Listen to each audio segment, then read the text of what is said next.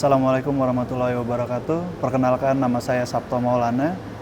Eh, Sebelumnya saya itu sempat bekerja di salah satu klub malam, dan profesi saya itu sebelumnya DJ, seorang disc jockey dari tahun 2006, dan saya akhiri pekerjaan itu di tahun 2010.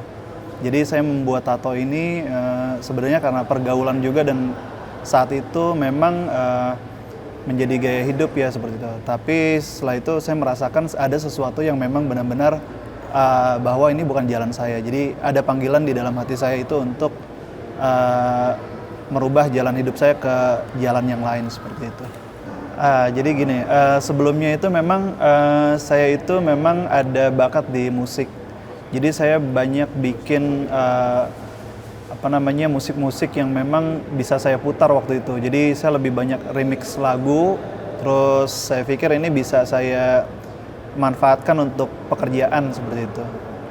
Jadi seperti itu sih kurang lebih. Jadi bukan ajakan teman atau bukan ajakan siapa-siapa ya, tapi memang karena saya merasa saya ada bakat, saya lakukan itu terus-menerus sampai akhirnya itu saya jadikan profesi, seperti itu.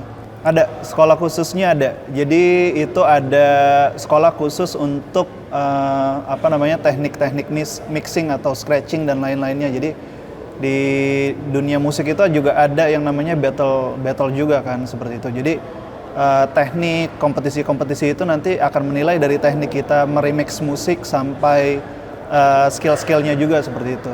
Itu secara langsung gitu. Saat itu sih orang tua saya lebih membebaskan saya, karena mungkin saat itu mereka itu tahu saya suka musik, jadi mereka memberikan kebebasan buat saya gitu. Sampai pada akhirnya memang saya menemukan titik jenuh di dunia itu gitu. Jadi gini, saat itu orang tua itu taunya saya bermusik, jadi dia tidak tahu kalau saya itu jadi seorang disc jockey atau DJ gitu. Dia nggak tahu, jadi taunya saya itu panggung dari pentas ke pentas saja gitu. Itu aja? Kita ganti-ganti, jadi pindah-pindah. Jadi nggak satu tempat aja, jadi setiap ada event di mana kita ikut gitu. Sebenarnya sih lebih kepada kesenangan duniawi ya kalau kayak gitu. Tapi kan kita dalam hati nurani kita itu sebenarnya tuh ada titik balik di mana kita itu sebenarnya tempat kita tuh bukan di sini, ini hanya sementara kan gitu. Jadi ketika saya ketemu titik balik itu, saya merasakan bahwa dunia itu cuma sementara. Jadi saya merasa tuh kayaknya saya banyak membuang waktu di tempat ini, jadi sia-sia gitu.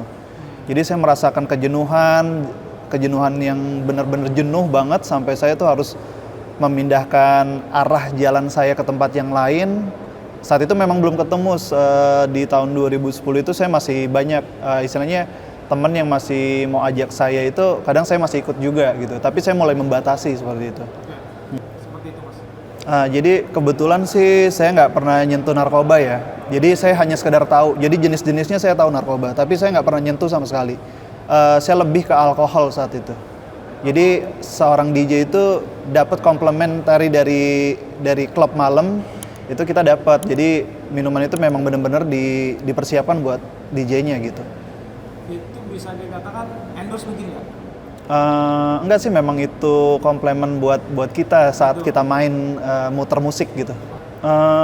Alhamdulillah sih saya masih bisa maintain sih ya, ke dalam tubuh saya tuh waktu saya minum itu, jadi kebutuhannya hanya sekian, jadi nggak perlu lebih gitu. Mas Maulana. Jadi kebetulan waktu itu parah, lebih ke nggak sadar aja udah cuma itu aja.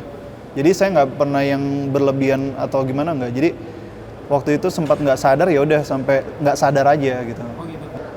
Itu rutin ya, seminggu kadang 3 kali kurang lebih.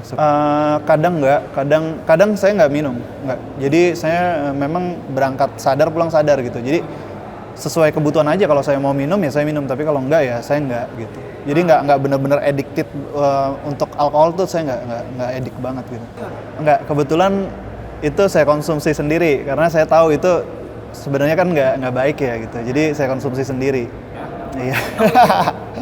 Ya tahu, sebenarnya tahu, cuma karena ya saat itu juga umur umur masih nggak kebutuhan juga, karena sebenarnya tuh saya ngelakuin itu bukan karena kebutuhan, bukan karena apa ya, tapi lebih ke kesenangan, karena saya memang suka banget sama musik gitu, bener-bener suka banget sama musik, sampai saya tuh juga sebenarnya waktu itu saya sempat punya album juga khusus, album sendiri gitu, cuma ya nggak, akhirnya sempat dipublish, cuma setelah itu saya hapus semua, di YouTube juga udah saya hapus semua, jadi saya bener-bener mau nutup itu semua gitu. Jadi waktu itu memang banyak yang kayak gitu, banyak. Cuma saya lebih banyak menghindari, makanya saat itu saya mulai ngerasa, oh ini bukan jalan saya. Jadi saya di tahun 2010 itu menghentikan di dunia permusikan lah istilahnya gitu. Jadi untuk menghindari semua itu, karena untuk menghindari semua itu tuh saya coba keluar dari dunia itu, saya langsung memutuskan untuk nikah gitu. Jadi saya lebih ta'aruf dalam waktu berapa bulan saya langsung nikah. Nah, saat saya keluar dari dunia permusikan itu, saya benar-benar nggak ada pekerjaan sama sekali dan memang nggak ada pemasukan lagi gitu. Nah, jadi saya tuh gimana ya, waktu itu tuh banyak melihat teman saya itu yang benar-benar minum sampai yang apa namanya, benar-benar keadaan yang sampai berbuat hal-hal yang nggak semestinya kayak gitu. Jadi saya pikir, oh ini bukan saya selalu bilang gitu dalam hati, ini bukan saya. Jadi saya tuh sebenarnya masuk ke dunia jadi seorang DJ itu sebenarnya bukan karena sesuatu, tapi karena memang saya benar-benar mencintai musik saat itu. Jadi memang saya tuh pengen membuat musik yang bisa didengar banyak orang seperti itu. Jadi nggak berpikir untuk ke hal yang lain-lain gitu, saya nggak kayak gitu. Jadi ketika ternyata musik itu, ya maaf ya, bagi saya musik itu jadi membawa kita ke hal-hal yang kurang baik gitu. Tapi nggak semua musik ya. Ini perlu ditekankan ya. Nanti takut salah juga nih gitu. Jadi ada beberapa memang yang musik itu membawa kita ke arah yang tidak baik. Ya mungkin ada juga yang membawa ke arah yang baik gitu loh. Kayak lagu Rhoma Irama mungkin kan itu kan lebih kayak ceramah atau apa gitu lah gitu. Pokoknya ya itu tinggal tergantung gimana kita ngebawa musiknya itu dan kita mau dengerin yang mana gitu. Kayak gitu. Di sini deh. Jadi nggak langsung kayak gitu. Waktu itu saya sempat ketika udah keluar di tahun 2010 itu saya sempat cari kerja gitu. Saya sempat kerja juga di salah satu perusahaan, tapi nggak lama juga. Terus saya masih belum bisa menentukan arah tujuan saya nih. Jadi waktu itu saya coba cari guru ngaji. Nah, saya mulai ngaji. Saya lebih memperdalam ke bacaan-bacaan kayak gitu. Nah dari situ saya pikir kayaknya masih butuh tambahan. Ketika saya pergi ke salah satu tempat, kebetulan saya niat untuk sholat zuhur.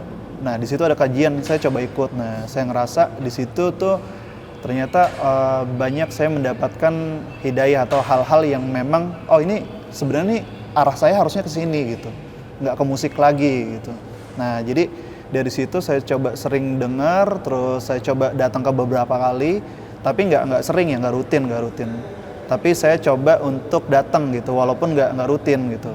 Lama-kelamaan kok saya ngerasa, oh ini jalan hidup saya di sini gitu, karena itu lagi yang tadi saya sempat bicarakan bahwa hidup ini kan sebenarnya singkat gitu. Di sisa waktu hidup saya ini saya ngerasa saya ingin melakukan sesuatu yang lebih bermanfaat dibandingkan yang sebelumnya ya. Mungkin sebelumnya bermanfaat lah untuk musik gitu, cuma ternyata musik itu bukan jalan saya gitu, seperti itu. Nah berarti sekarang rutin tuh ikut kajian itu ya Mas?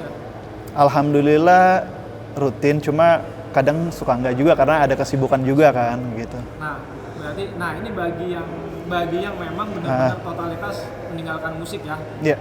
Yang di luar itu terserah, kita punya prinsip masing-masing Mas. Iya, betul. Menurut Mas Maulana berarti dalam artian sekarang memang benar-benar total udah ninggalin yang namanya musik. Iya, saya total ninggalin musik. Kadang memang masih ada tuh yang namanya perasaan tuh pengen dengerin gitu. Cuma saya coba tahan karena saya sempat beberapa kali coba dengerin musik ketika saya mau. Ternyata itu udah nggak nyaman di badan saya, tuh udah nggak nyaman gitu. Di telinga juga udah nggak? Wah, udah nggak nyaman itu. Ya saya nggak tahu kenapa, memang bener-bener ngerasanya kok beda gitu. Dulu saya menikmati sekali, sekarang kok setelah saya mulai hijrah dan menuntun jalan saya ke jalan yang saya ingin sekarang itu, saya dengerin musik tuh udah mulai kuping terasa sakit gitu, nggak bener-bener udah nggak nyaman gitu. Gitu. Berarti secara tidak langsung sekarang memang lebih senang mendengarkan bacaan Quran, murotal. Lebih ke murotal sih memang. Mas ya. Karena memang air dan minyaknya nggak bakalan bersatu gitu. Iya betul banget. Nah sekarang setelah hijrah, ada nggak sih hal yang terberat? Kan pasti tadinya yang gampang mendapatkan uang. Iya. Ketika hijrah itu 2 tahun tadi itu benar-benar. Oh sempat lama ya. Ekonomi ya. Iya betul.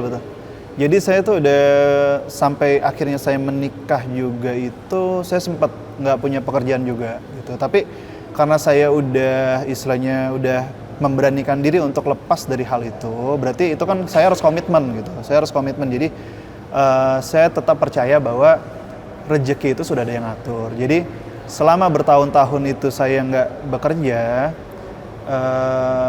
ada sedikit rezeki yang memang saya dapatkan gitu, dari saya bisa membantu orang lain atau apa gitu. Banyak sih sebenarnya kalau diceritain tuh bakalan panjang gitu, cuma saya ambil poinnya aja bahwa di saat kita nggak ada pekerjaan itu bukannya berarti kita nggak punya rezeki gitu, pasti akan ada gitu, karena saya udah menjalani sendiri. Jadi selama itu istri saya menemani pun dia tahu kalau saya itu waktu itu di pernikahan pun saya tuh hampir 1,5 tahun itu nggak ada pekerjaan gitu. Tapi saya coba waktu itu sempat buka bengkel kecil sih memang, yang modal seadanya ya, benar-benar seadanya. Jadi saya bermodalkan cat, terus kompresor. Nah saya coba waktu itu ngecat motor. Nah dari situ saya mulai dapat saya kumpulkan sampai akhirnya saya punya bengkel yang lumayan agak besar gitu. Nah itu bengkelnya sempat saya buka di Cipadu, mungkin banyak yang tahu di Cipadu di situ.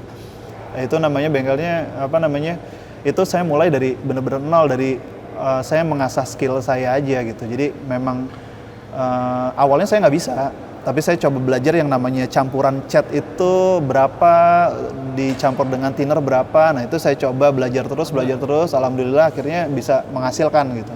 Berarti ketika kita meninggalkan sesuatu yang haram dan tidak disukai Allah, pasti Allah akan menggantikan yang lebih baik ya. Insya Allah pasti ada.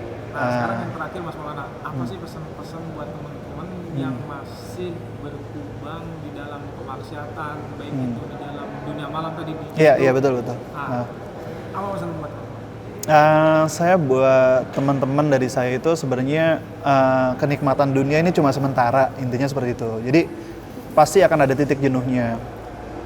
Di saat ada titik jenuh itu berarti ada kesempatan teman-teman itu untuk meninggalkan. Makanya jangan sampai titik jenuh itu tidak dimanfaatkan dengan baik. Jadi benar-benar titik jenuh itu harus kita tinggalkan, karena saya ingin mengingatkan teman-teman kembali, waktu itu singkat, benar-benar singkat. Kita nggak ada yang tahu. Kebetulan sekarang pun umur saya 33 tahun. Saya juga nggak tahu kan umur sampai kapan gitu. Jadi selama masih ada waktu, pergunakan dengan baik, karena kita nggak tinggal selamanya di dunia ini. Ada pertanggungjawaban setelah kita ada di dunia ini gitu. Itu aja sih. Oke. Terima kasih Mas Paula atas waktunya untuk sharing dan